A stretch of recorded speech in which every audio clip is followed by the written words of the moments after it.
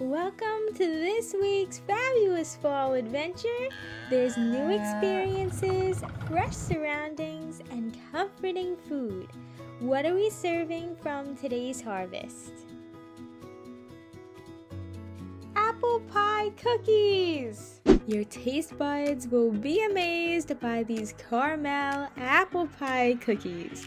They are small yet incredibly big in flavor, with a melt-in-your-mouth cinnamon apple filling that's loaded between a blanket of flaky crust and topped with the most decadent salted caramel drizzle. And the best part is you can still enjoy your pie and leave room for some other Thanksgiving desserts too. So be sure to keep on watching!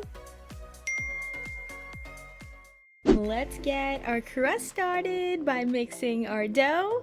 First, I'm combining 270 grams of flour and 1/3 cup of sugar in the food processor. I highly recommend for you to prepare this crust before the filling to prevent your pie from becoming soggy. Next, pulse in 7 tablespoons each of cold butter and cold shortening until there are no more chunks left behind and the mixture resembles a crumbly, sandy texture. Depending on the climate where you live, you will need to pour in between 3 to 4 tablespoons of water for this step. If the dough feels sticky, I advise to use 3, but go for the extra tablespoon if it's too dry. Once all the ingredients are added, place that onto a lightly floured surface and form into a smooth ball before dividing your dough in half and storing into separate sealed Ziploc bags. Now roll each section to a 1/4 inch thickness and allow them to chill for an hour while we make our incredible apple filling.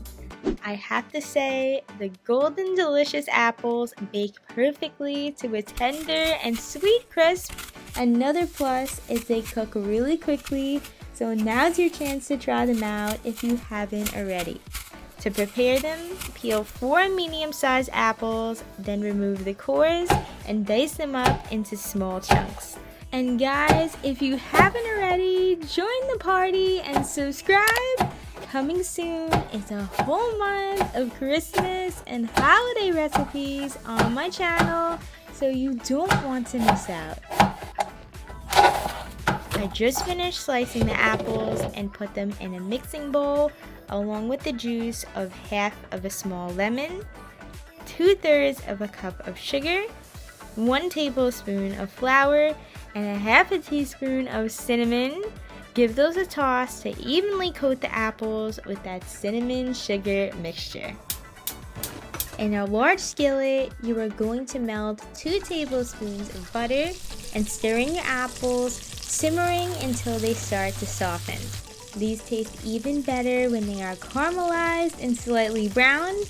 Good news, there is going to be some extras, so you can enjoy the leftover apples with a scoop of ice cream later on. After caramelizing, they will be slightly thickened, so it is time to remove from the heat and set aside. By now the dough is nice and chilled from the fridge, so we're ready to roll that to an 1/8 inch thickness between 2 sheets of parchment paper. And to shape, this is a 2.5 inch circle cutter. Cut as many as you can and roll out the excess scraps. Transfer them onto a parchment-lined baking sheet and place a spoonful of the filling in the center of each pie. All they are missing is a lattice on top, but first, preheat your oven to 350 degrees and use a fluted pastry cutter wheel to make 6 strips for each pie, which I will link for you down below in the description box. Line 1 strip down the middle and 2 on the edges, then repeat the same method over the top to create a cage effect, and last, clean up the hanging edges with a cookie cutter. This dough is so much easier to work with cold, so I suggest keeping the other pieces in the fridge until you need them for the other pies. Go ahead and pop those in the oven for 23 minutes.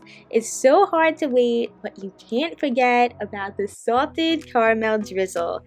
And if you guys are still watching right now, comment the word caramel down in the comments section. Now in a heavy saucepan, I am adding 1 1/4 cups of sugar and 1/3 cup of water over medium-high heat.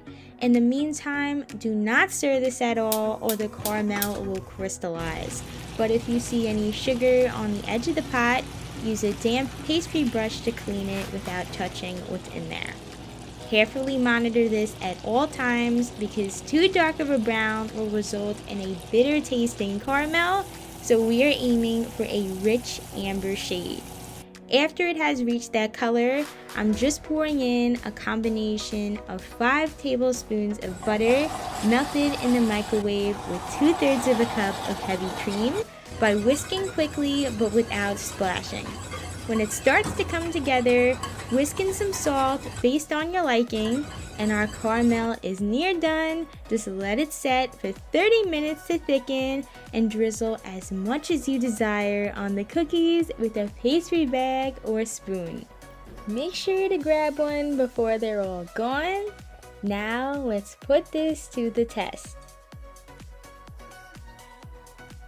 So delicious, and thank you so much for watching. I'll see you next week for more delicious treats.